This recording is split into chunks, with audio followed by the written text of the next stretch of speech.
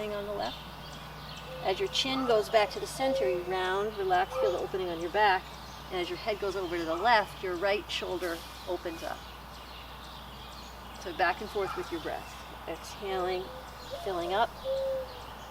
When you need to exhale, rounding down, filling up.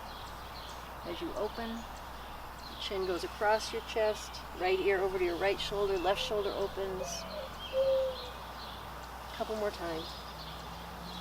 I don't know about you, but this feels so good after cycling. Okay, so last one. This time you're going across the middle. Stay in the middle. Again, shaking out. One of my favorite things to do is to now take your tips of your fingers and place them right on your eyebrows, right above your eyebrows, so your pinky fingers are meeting in the space between your eyebrows. And let your head heavily rest on your fingers. And then use the strength of your arms to lift your head back up onto your spine. So I love that stimulation on the eyebrows, and it also allows your head to come back up without contracting the muscles you were just stretching. And you can release your hands down. Oh, maybe you feel like a new person. So the last thing I'm going to share is a breathing exercise that might be helpful for you when you're actually out there cycling. You're not going to do the breathing exercise while you're cycling, but it'll help you with your breathing when you're going up the big hills and really need that extra lung capacity. So you're just going to take big breaths in and hold it for a little bit before you let them out.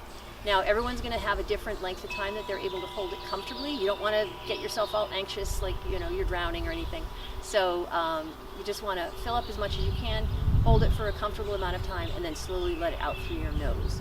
So filling up through your nose as well. So you can fill up as much as you can and then try to take a couple more sips in before you close off to hold it. So it'll look something like this. And I'm thinking about the diaphragm, the giant muscle that separates my lung area from my abdominal area. I'm thinking about pulling that down into the abdomen. I'm thinking about my back muscles pulling my rib cage out this way, the chest muscles and the rib cage muscles pulling out, so everything is opening up at the same time to take in as much air as you can. So it'll be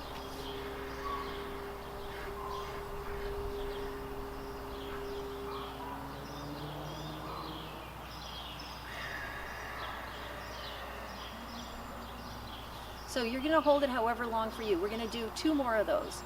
And if you didn't do that one with me, then you can do a third after that. So actually, we'll all just do 3. So make sure you're not getting lightheaded.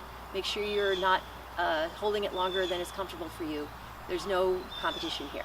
So just filling up as much as you can. You're just exercising those muscles.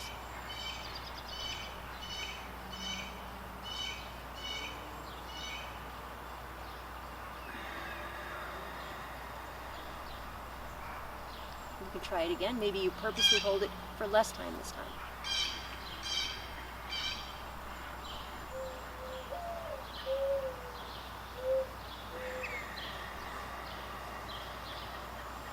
And last one if it seems like a good idea for you.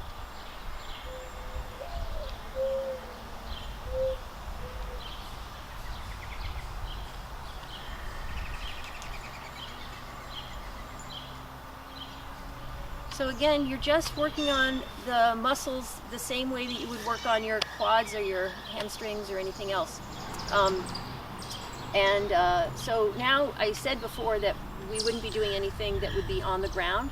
I am going to be on the ground at the end here only because I'm going to suggest that when you're done with all of your stretching, you're going to put away your bike, you're going to go inside and you're going to do legs up the wall.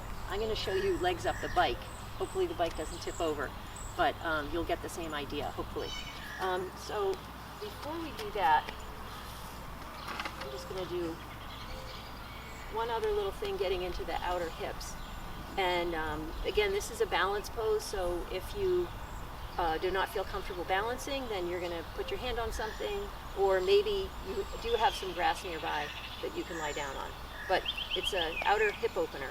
So standing on your right foot, your left ankle comes over, and you'll take a chair pose. Now, if you've been cycling hard and your quads are spent, then this is not going to be a great thing for you.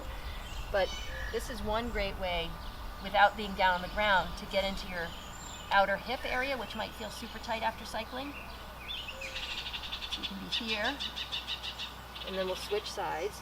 You can hold that much longer, maybe, but I wanted to also show you the other versions where you would be on the floor. And maybe you do this after you've put away your bike and you've gone inside. So getting into the outer right hip, standing, if you don't want to have to be down on the ground. If it's possible for you to be down on the ground, there's one way to do it, just sitting. I'll sit on the grass. So you'll be basically doing the same thing, but just not having to support yourself on the standing leg. So your right ankle comes up and over, same deal. For a lot of people, this might be super intense in the outer right hip. My right ankle is up and over. If it's not enough for you, then you walk your foot in and your hands in a little, so your shin and your chest are a little closer to each other. And you get a big stretch in your outer right hip with the right shin lifted. You can practice your breathing here as well.